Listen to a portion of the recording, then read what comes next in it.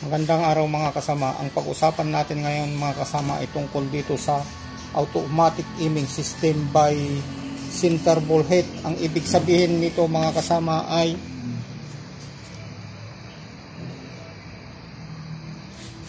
sa sentro ng mother ball tayo magtutumbok mga kasama.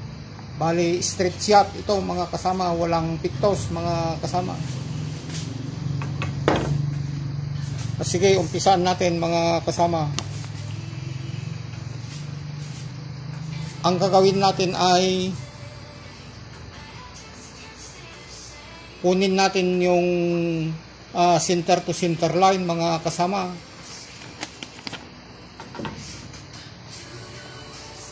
Yung center to center line, ito ang standard procedure ng paggawa dito mga kasama para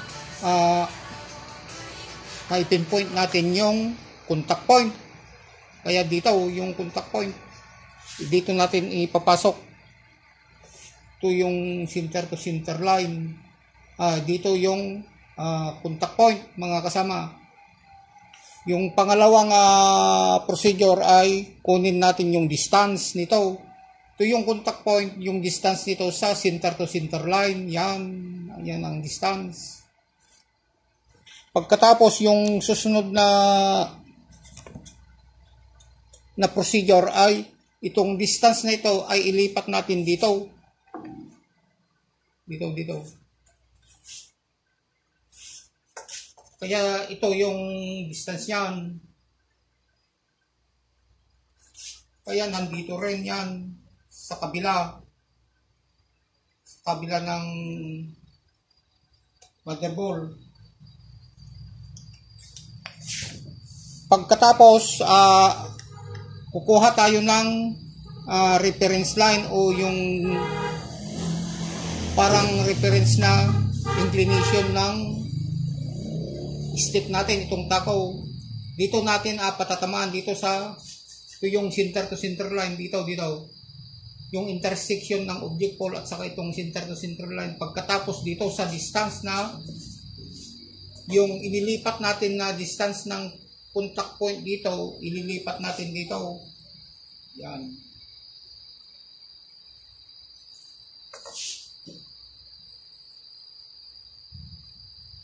Yan. Sa kabila. Ito ang distance yan. Kaya sa kabila, tapatan natin yan. Kaya dito yan. Ito yung distance. Sa kabila, yan ang distance. Kung ililipat natin yung distance yan. Para makuha natin yung distance dito sa mother ball. Dito. Ito na yun ang reference na inclination ng ito ang pagmumulan natin mag-pivot.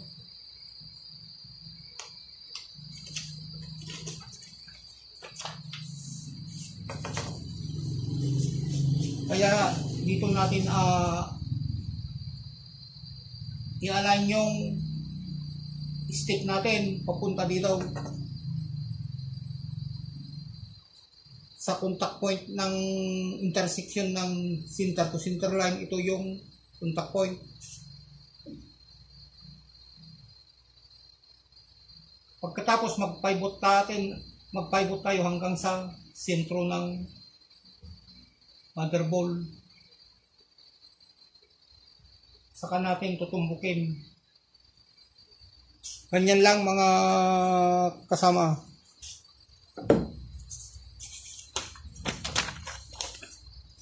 Ng paggawa dito sa automatic aiming system. Sige, thank you mga kasama. Salamat.